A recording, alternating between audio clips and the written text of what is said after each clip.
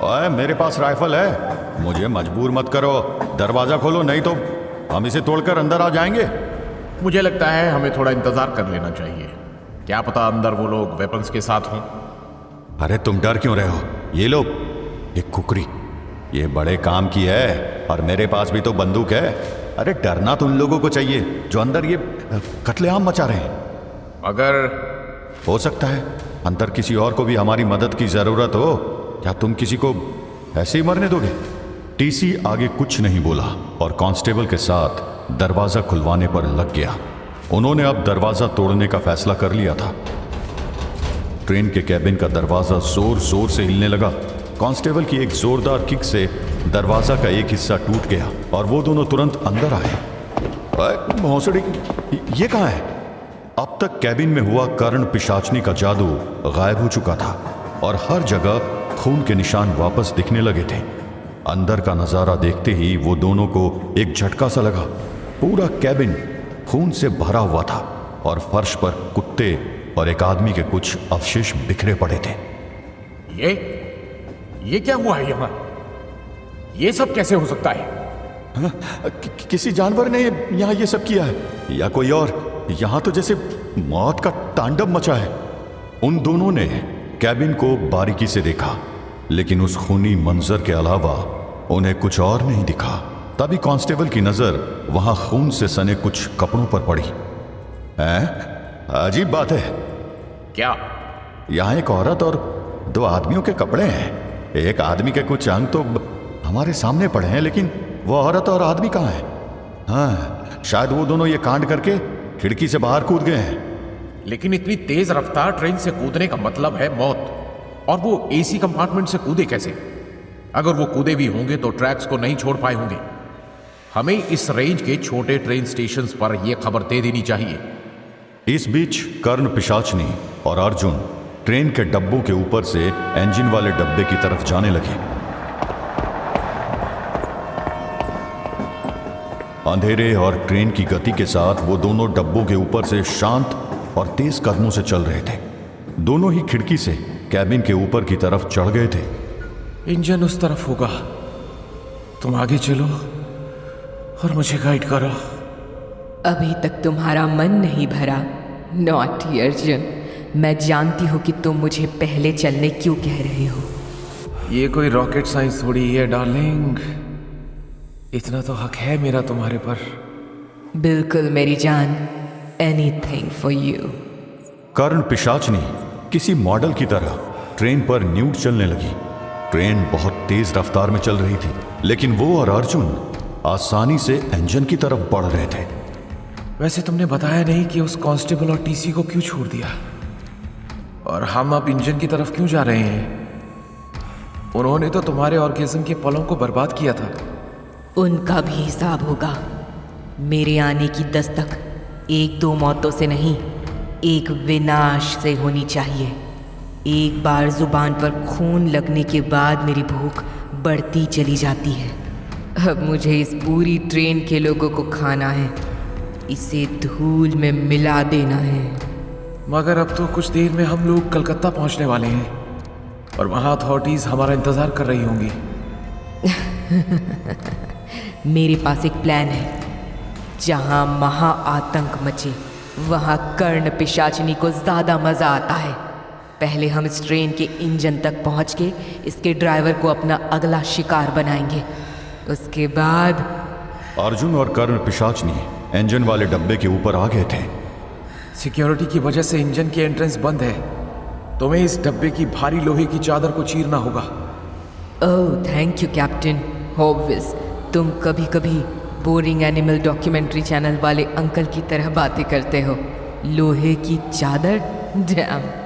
कर्ण पिशाचनी ने अपनी उंगलियों को एक अजीब तरीके से मोड़ा और अपने नाखून तेज और लंबे कर लिए। फिर कर्ण पिशाचनी ने बिना किसी हेजिटेशन के इंजन के ऊपर का हिस्सा अपने नाखूनों से ऐसे फाड़ना शुरू कर दिया जैसे वो कोई कागज हो। ऊपर के हिस्सों से लोहा चीरते हुए कर्ण पिशाचनी इंजन में घुस गई और अंदर मौजूद ड्राइवर को मौत की एक आखिरी झलक देखने का मौका दिया। तुम कौन हो? और यहाँ क्या कर रही हो? मैं तुम्हारी मौत हूँ और ये तुम्हारे और इस ट्रेन के अंत की शुरुआत। कर्ण पिशाचनी ने ड्राइवर की तरफ बढ़ते हुए उसका गला एक ही झटके में अपने नाखूनों से चीर दिया।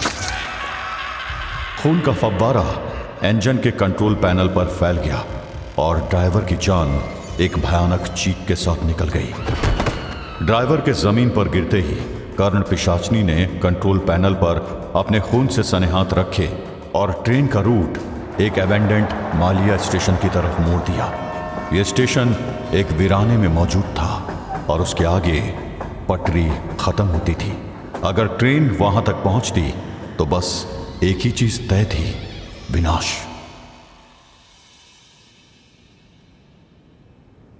हवेली के अंधेरों के बीच खड़ी तानी के मन में अजीब कश्मकश चल रही थी। कृष्ण ने उसे किताब को डिस्ट्रॉय करने से रोक दिया था, जबकि वो इस किस्से को अभी जड़ से खत्म कर देना चाहती थी। ऐसी गलती मत करना तानी। हम इस किताब के जरिए कई पोर्टल में जा सकते हैं और उन्हें हमेशा के लिए बंद कर सकते हैं। खत्म करने का सवाल ही नहीं उठता।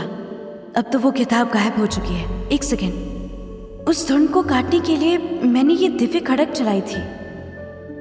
इसका ऑरा अभी भी यहाँ फैला हुआ है। वो किताब यहाँ से गायब नहीं हो सकती। तानी ने अपनी खड़क को ऊपर किया और चमकती खड़क से एनर्जी निकलकर चारों तरफ फैलने लगी। अचानक एक धुएं का बादल उभरा।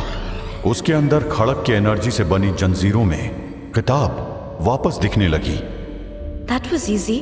हाँ, तो तुम पोर्टल्स के बारे में क्या कह रहे थे?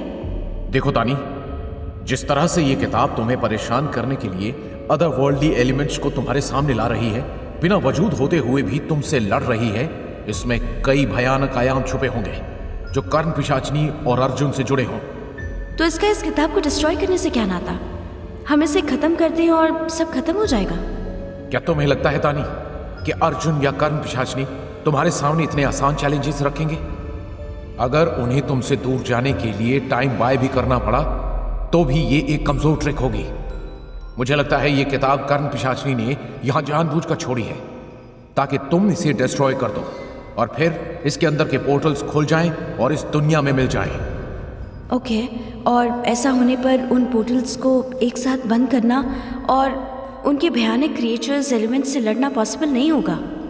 ऐसा ही होगा ये मैं कह नहीं सकता, लेकिन इस थियोरी को टेस्ट करने का रिस्क हमें नहीं लेना चाहिए और इसके जरिए हम कर्ण पिशाचनी की शक्तियों के राज बेहतर तरीके से जान सकते हैं।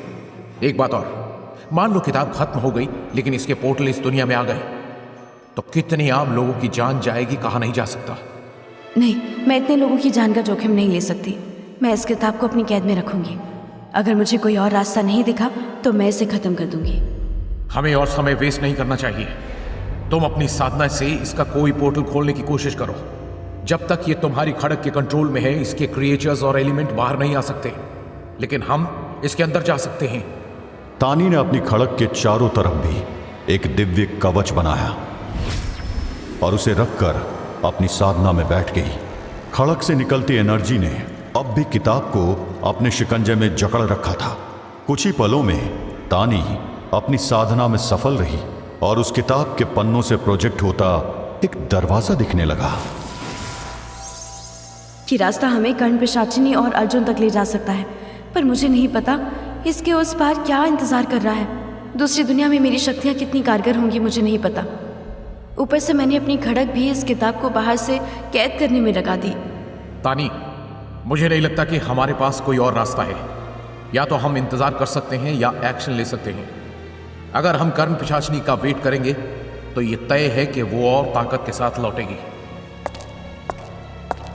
तानी ने जैसे ही उस दरवाजे में कदम रखा, एक ठंडी हवा का झोंका उसके चेहरे से टकराया और हर तरफ एक अजीब सी धुंध फैल गई। अंधेरा घना था और उसमें हर तरफ से चेहरे और शक्लें निकलती और घुल जाती थी, जैसे कोई भूतिया समुद्र में हलचल हो रही हो। उस अंधेरे के बीच तानी ने महसूस किया कि हर कदम के साथ जैसे जमीन उसके पैरों के नीचे से खिसक रही है। उसके चारों तरफ से पुरानी आत्माओं की आवाजें सुनाई देने लगी, जैसे वो सब उसका इंतजार कर रहे हो। और उसे आगे बढ़ने से रोकने की जिद में हो। तुम्हें क्या लगा तानी, तुम यहां सिर्फ अपने सवालों के लिए आई हो? हमसे टकराओगी तो सिर्फ अपनी परछाइयों में खोया हुआ दर्द पाओगी और इस दुनिया में हमेशा के लिए खो जाओगी। तुम चाहे जितना मुझे रोकने की कोशिश करो, पर मैं हार मानकर वापस नहीं लौटूंगी। उसके शब्द हवा में गूंजे और दूर एक चमक उठी, जैसे उसके विश्वास के तेज ने थोड़ी देर के लिए उस अंधेरे में रोशनी भर दी हो। जैसे ही वो आगे बढ़ने लगी, एक अजीब सी बहुत पुरानी और प्राचीन आवाज ने उसका रास्ता रोका। ये रास्ता इंसानों के लिए नहीं बना है और तुम्हारी शक्ति भी तुम्हें यहां बचा नहीं पाएगी।